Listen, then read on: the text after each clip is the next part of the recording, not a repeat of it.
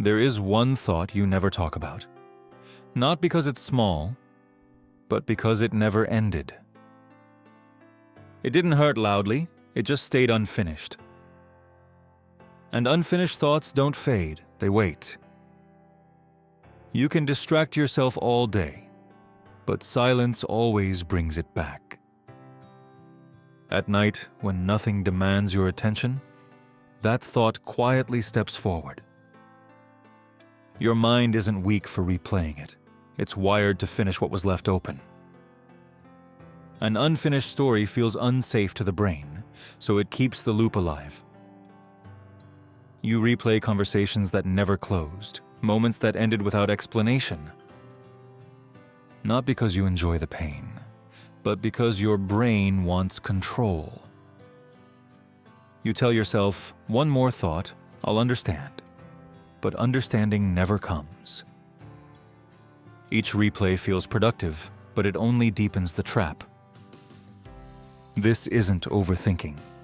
This is the brain searching for safety. Even pain feels better than uncertainty. That's why the thought stays.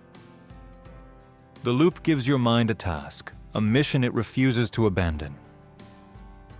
Letting go feels dangerous because it feels like losing control. So the mind holds on, not to truth, but to familiarity. Slowly, the thought starts shaping you, your trust, your hesitation, your silence. Not loudly, quietly. You begin to believe the thought defines you, but it doesn't. What defines you is how long you stay trapped inside it. This thought doesn't stay because it hurts. It stays because it feels important. Your mind believes it's protecting you, even when it's draining you.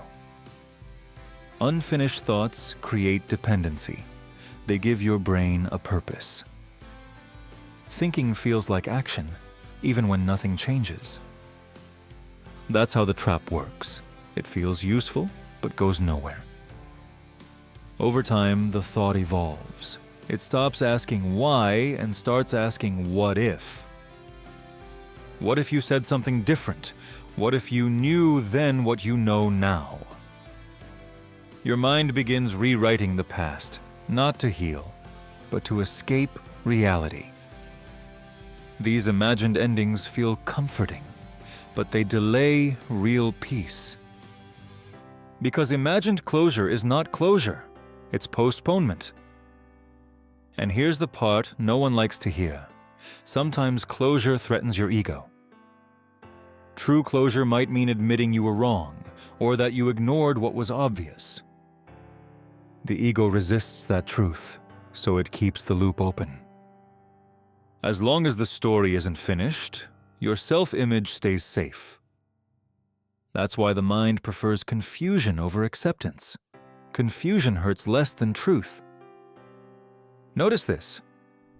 The quieter your life gets, the louder the thought becomes. Silence doesn't create the thought, it reveals it.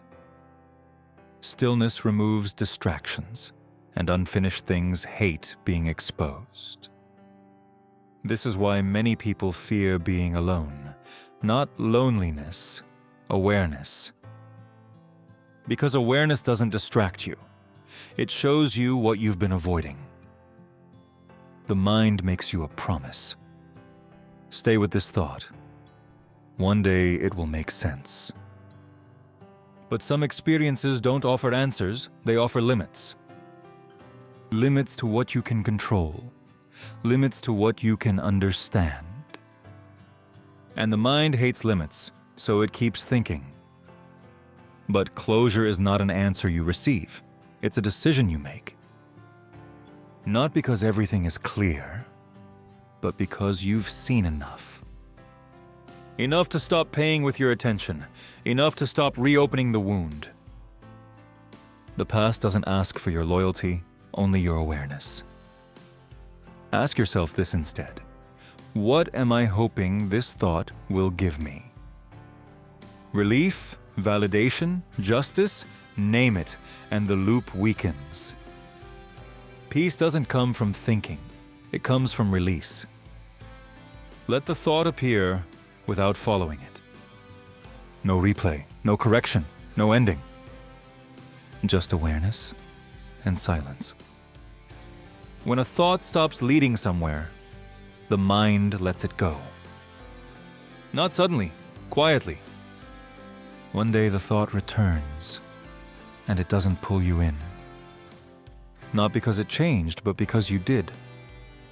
You stopped asking the past for permission to live, and that's freedom. Some thoughts never get closure because they were meant to lose their power.